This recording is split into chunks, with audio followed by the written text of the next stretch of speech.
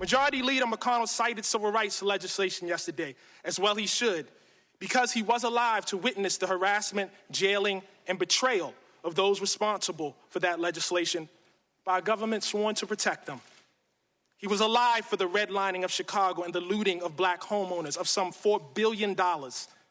Victims of that plunder are very much alive today. I am sure they'd love a word with the Majority Leader.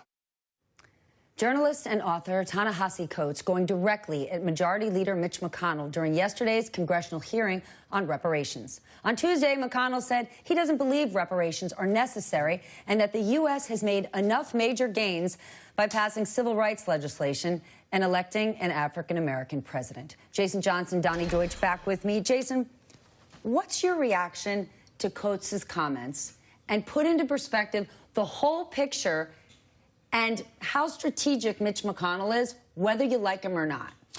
So two things. One, what Coates said was brilliant. It's true. It's factual. You know everything about how the Republican Party feels, that Democrats put up like an economist and a PhD and a brilliant writer, and the Republicans put out a Columbia junior and another guy who was a former NFL player from the 1970s.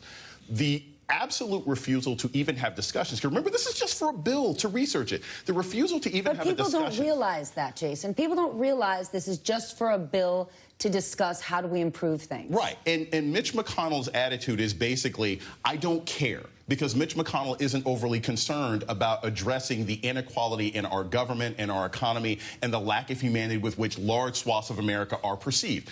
Reparations is not just an issue about feeling good. I don't care about feeling good. I care about a nation that is justified in its behavior. I care about a nation that treats me and people who look like me fairly. I care about a nation that acknowledges the fact that these policies didn't just magically end when the civil rights movement ended and Martin Luther King was killed, that there is still massive discrimination in the economy and in our government and in criminal justice today.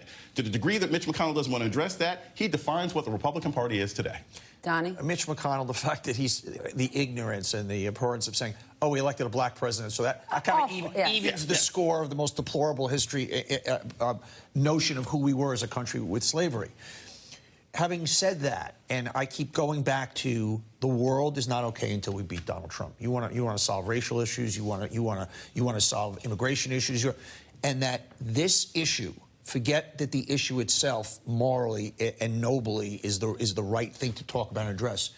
Weaving it into the political discourse in this political campaign is going to be very damaging to the Democrats. So I am just talking about, I want this evil man out of office. Jason, to this point. And by the way, giving him that to mold the way he wants to mold it, the same way he can mold socialism. So I keep coming back to evil in the White House, got to get it out. Maybe it's a discussion for another day. And this takes you back to Joe Biden. Exactly. Well, you didn't. Many people can say, why is he saying that? This week, the president doubled down on his take on the Central Park Five, right. Who in 1989, he took out an ad in the New York Times and said, let's bring back the death penalty. We're not talking about that, and we're talking about how Joe Biden should have chosen different people's names to say. Is this a mistake? With our discussion of the Central Park Five, with our discussion of deportation, the concern that a lot of people have out there is that if Joe Biden has these kind of attitudes, he's just going to be Donald Trump light.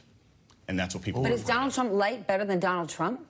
If you're still dying in the streets and if you're being Joe deported. Biden is a far way from Donald Trump. Yes, he is, but the perception that he would be Donald Trump light is a legitimate concern on the part of voters.